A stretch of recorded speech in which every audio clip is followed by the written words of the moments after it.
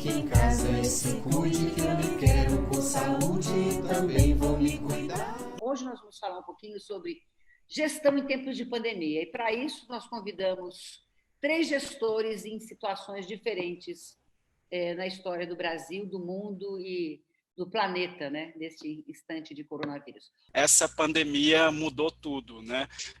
Mudou a forma, especialmente a forma da gente trabalhar, né? A forma como a gente pode ou não trabalhar, mas também as nossas prioridades.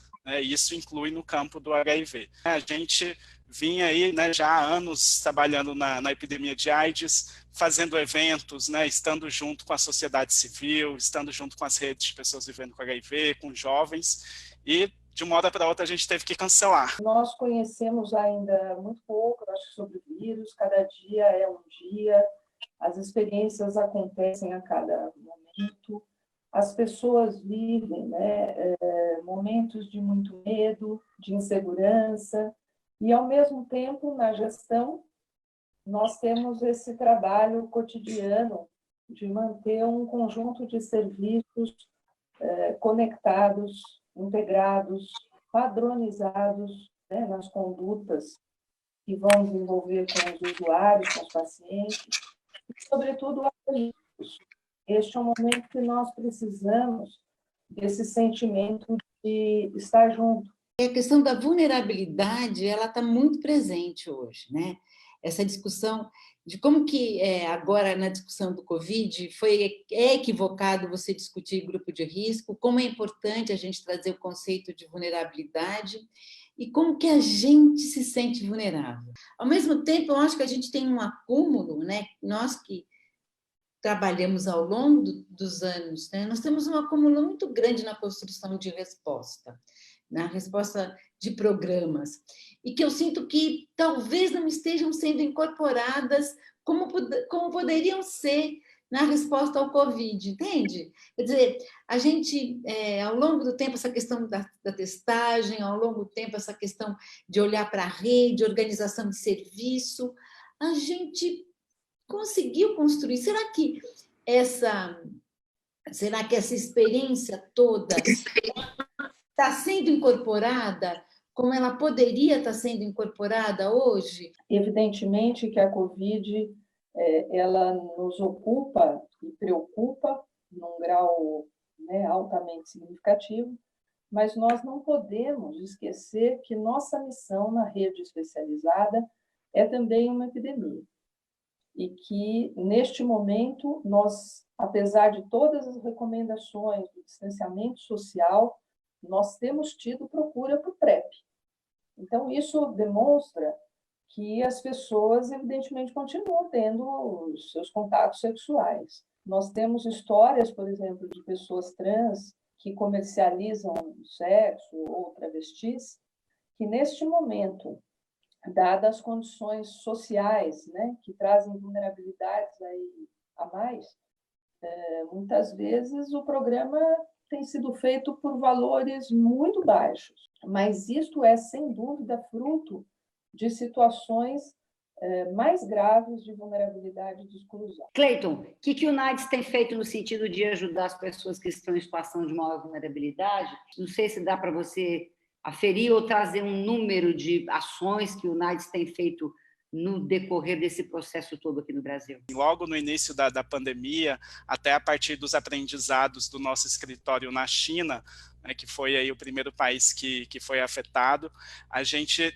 né, sai com uma recomendação, um documento da nossa diretora executiva recomendando que nesse período, né, os países garantam o tratamento antirretroviral para as pessoas para pelo menos 3 meses, né? Entreguem os medicamentos para pelo menos 3 meses durante esse período da pandemia, que na sequência é a mesma recomendação que o próprio Ministério da Saúde faz, né? Aqui no Brasil isso gera uma realidade em algumas cidades, né? Em alguns locais, mas varia muito, né? Algumas cidades continuavam dispensando somente para 1 mês, outras para um pouco mais.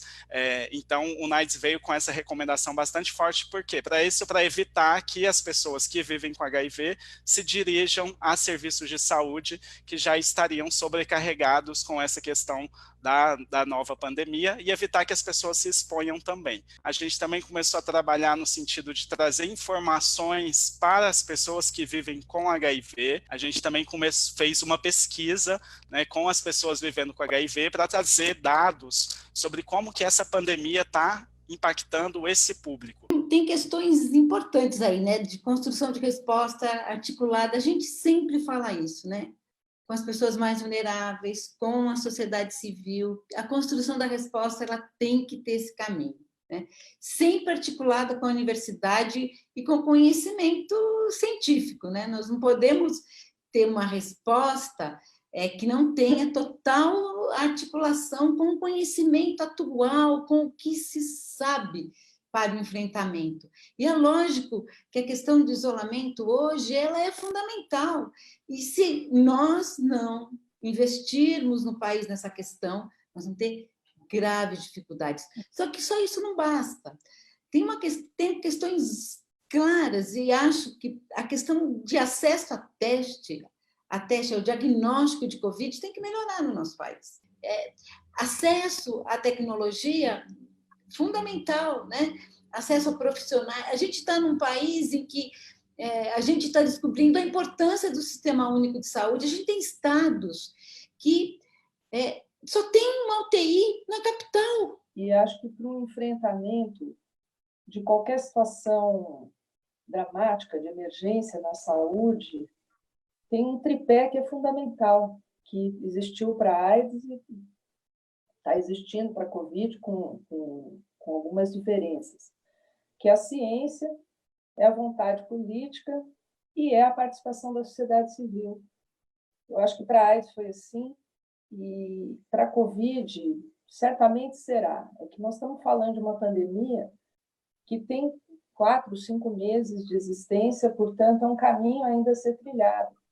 Eu acho que as contribuições que a gente pode ter, elas acontecem nesse sentido, né? Eu acho que a Maria Clara e a Cristina já trouxeram muitos elementos, mas eu acho que um que eu considero importante é um pouco relacionado à questão da própria linguagem, né? Assim, a gente usar a linguagem correta e a gente usar a linguagem que não seja discriminatória. Então, infelizmente, a gente teve esse grande aprendizado na AIDS, mas que pelo menos no início ali da pandemia da Covid, a gente não soube aplicar, que é essa questão, por exemplo, de não se falar de grupo de risco, né? Que foi, né, bateu-se muito nessa tecla, né, no início da cobertura, porque os idosos são grupo de risco, porque os idosos são grupo de risco. Isso traz um problema, 2 problemas pelo menos sérios, que é as pessoas que não são idosas não se sentem parte desse grupo, então não estou em risco, né? Então isso é uma das justificativas que muitas pessoas colocam até para, por exemplo, irem contra o distanciamento social, né? E a gente vê os dados agora, né? A Cristina mencionou essa questão de crianças, né? Inclusive crianças morrendo, né, com Covid. Então isso é um problema, né? A gente usar a terminologia que a gente usa tem um impacto, né? A gente aprendeu isso na AIDS e precisa aplicar isso nessa pandemia também. Tem se utilizado força policial, por exemplo, para tirar essas pessoas da rua, né, prendendo essas pessoas, né? Então acaba que em alguns contextos se utiliza, né, da pandemia, né, para acabar criminalizando ou excluindo ainda mais algumas populações, né? E isso a gente aprendeu na epidemia de AIDS, de que isso não tem serventia, né? Isso, pelo contrário, acaba atrapalhando a resposta. O SUS precisa ter uma resposta mais rápida. A gente precisa de mais prontidão, a gente precisa de mais rapidez, porque senão o número de óbitos vai ser muito grande, muito importante. Eu acho que um teste que o SUS passou é o teste da necessidade do SUS. Eu acho que hoje você não tem ninguém que diga que o SUS não é necessário. Mas eu acho interessante também observar no campo mundial, né, como ano passado a gente teve nas Nações Unidas a primeira reunião de alto nível sobre acesso universal à saúde. Né? Parecia que as pessoas estavam prevendo, né, que a gente ia ter esse momento, e isso é uma discussão que hoje tem sido colocada em todos os países. Né? Assim, não dá para você ter um país, né, assim, que queira, né, dar resposta a uma pandemia como essa, tem que ter um mínimo, né, de acesso à saúde que seja universal. Bom, olha, são 9h10, aliás, são 10h10 em São Paulo, né?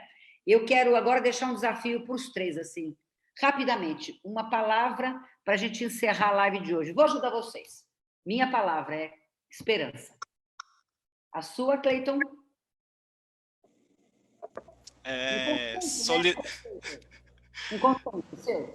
Solidariedade. Vamos de solidariedade. Cristina, o que você traz para nós? Você roubou a minha, esperança, claro. Beleza.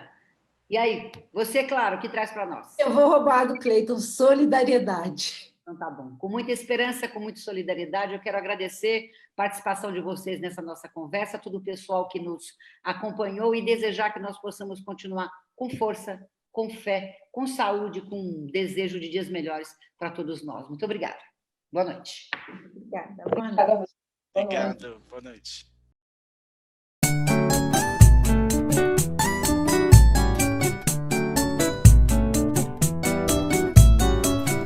Fique em casa e se cuide, que eu lhe quero com saúde e também vou me cuidar. Canta, olha o Pixinguinha, o Noel e o Braguinha e a princesinha do mar. Nunca perca esse sorriso, mas que nunca é preciso soltar a voz e cantar. Que todo mundo lembre que a vida segue sempre, tudo isso vai passar. Faça algo que anime, jogue cartas, veja um filme, mude as coisas de lugar. Toca um samba do Vininha, tá tocando na caixinha. Ah, eu sei que vou te amar. Pegue um livro na estante, toque um violão e cante. Pare um pouco pra pensar. Não será o fim da linha e como disse Gonzaguinha, nunca pare de sonhar. Nunca pare de sonhar. Pare um pouco pra pensar. Nunca pare de sonhar. Nunca pare de sonhar. Soltar a voz e cantar. Nunca pare de sonhar. Nunca pare de sonhar. Pare um pouco pra pensar. Nunca